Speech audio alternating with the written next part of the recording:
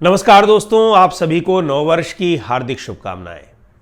आज इस कार्यक्रम में हम चर्चा कर रहे हैं बिहार की चर्चा इसलिए कर रहे हैं कि बिहार की राजनीति में जो परिवर्तन दिखाई पड़ रहे हैं वो परिवर्तन सीधे देश की राजनीति को प्रभावित करने वाले हैं, देश की सरकार को प्रभावित करने वाले हैं। प्रभावित तो बिहार की ही सरकार हो रही है, लेकिन उसका सीधा प्रभाव पड़ रहा है देश की राजनीति पर, केंद्र की सरकार पर।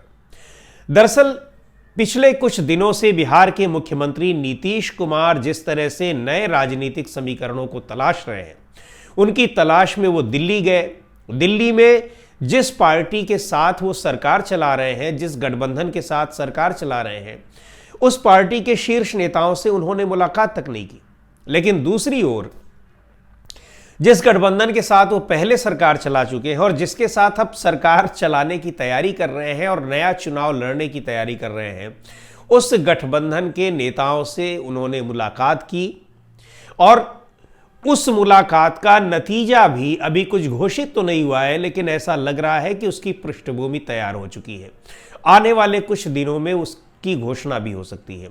घोषणा क्या होनी है? घोषणा ये होनी है कि बिहार में नीतीश कुमार भारतीय जनता पार्टी से एक बार फिर अलग होकर इंडिया गठबंधन के साथ सरकार बनाने की तैयारी में है।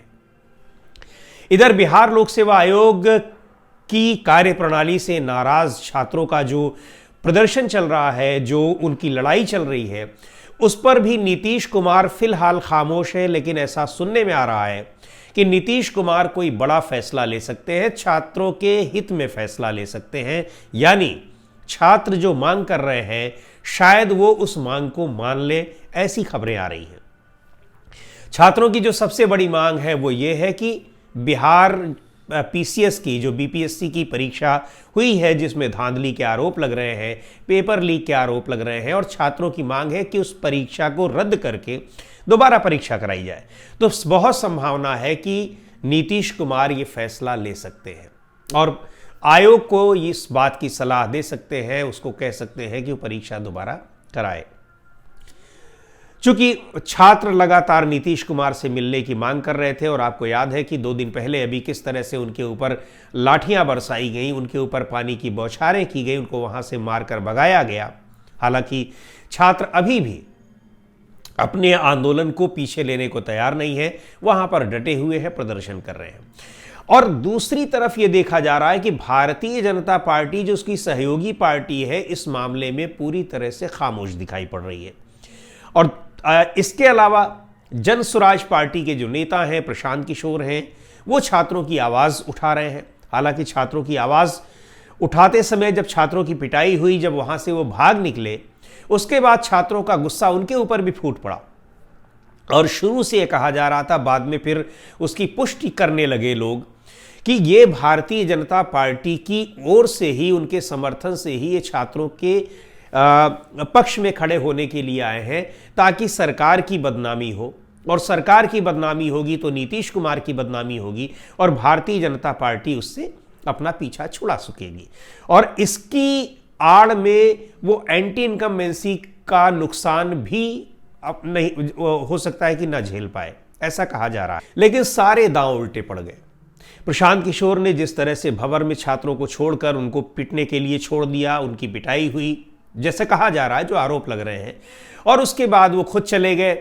फिर उनके ऊपर बीजेपी का साथी होने के आरोप लग रहे हैं। और दूसरी तरफ नीतीश कुमार इस मुद्दे को जिस तरह से हैंडल करने की संभावना दिखाई पड़ रही है, तो लग रहा है कि ये दांव बीजेपी के लिए उल्टा पड़ रहा है। तो बीजेपी के लिए कई दांव उल्टे पड़ रहे हैं।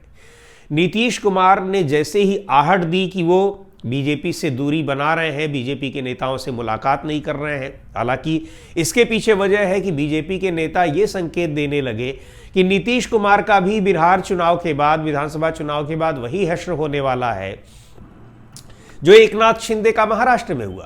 तो ये आशंका नीतीश कुमार को सबसे ज्यादा घेरे हुए है। इसलिए नीतीश कुमार नए समीकरणों की तैयारी में लगे हुए हैं। और इस बिहार पीसीएस की परीक्षा के दौरान जिस तरह से कांग्रेस पार्टी के नेताओं के ट्वीट्स आ रहे हैं, उनकी जिस तरह से बयानबाजी हो रही है, यहां तक कि आरजेडी के नेताओं की भी, तेजस्वी यादव की बयानबाजी अचानक से बदल रही है। उसका जो संकेत मिल रहा है उससे ये साफ पता चल रहा है कि आरजेडी, कांग्रेस और कम्युनिस्ट पार्टियों के साथ नीतीश का तालमेल लगता है कि एक बार फिर हो गया है और सरकार बदलने का खेल भी बिहार में हो सकता है और अगला विधानसभा चुनाव नीतीश कुमार हो सकता है कि इंडिया गठबंधन के साथ ही लड़े। इस पर भी सहमति बन गई है। कांग्रेस पार्टी के राष्ट्रीय अध्यक्ष मल्लिकार्जुन खड़गे ने बीपीएससी की परीक्षा को लेकर धांधली के जो तमाम आरोप लगाए, उस ट्वीट में उन्होंने एनडीए सरकार का जिक्र किया, भारतीय जनता पार्टी का जिक्र किया। यह भी कहा कि भारतीय जनता पार्टी के शासित राज्यों में 70 से ज्यादा परीक्षाएं लीक हुई हैं, छात्रों के साथ अन्याय हुआ है, लेकिन छात्र जब उनको दोबारा परीक्षा कराने की मांग कर रहे हैं तो बीजेपी उनके ऊपर लाठियां चला रही है। कहीं भी उस ट्वीट में, लंबा चौड़ा ट्वीट है, उसमें नीतीश कुमार का नाम नहीं है।